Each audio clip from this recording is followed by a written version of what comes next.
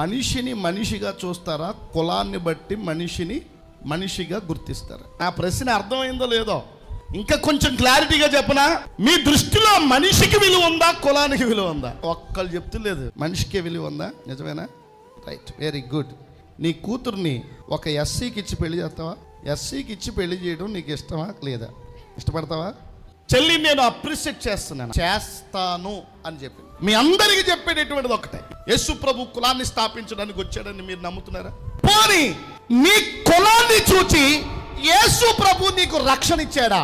ఒక మనిషిని పరలోకంలో చేర్చుకోవడానికి కులాన్ని చూచి ఆ వ్యక్తికి రక్షణార్థమైనటువంటి జీవితం ఇవ్వాల. కానీ ఈ రోజుల్లో యేసు ప్రభువుని నమ్ముకున్న వాళ్ళు కులాన్ని చూచి పెళ్లికి పిల్లల్ని ఇస్తారు.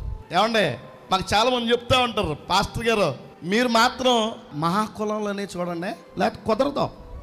ఎందుకు కుదరదు అంటే మా వాళ్ళు ఒప్పుకోరు, మీ వాళ్ళు పరలోకం వెళ్ళడం కూడా ఒప్పుకోరు. ఆ సంగతి తెలుసా నీకు? ఈరోజు బైబిల్ ఏమి నేర్పిస్తుంది తెలుసా?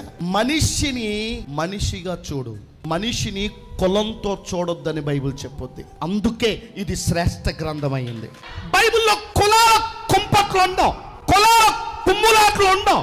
అర్థమైందా?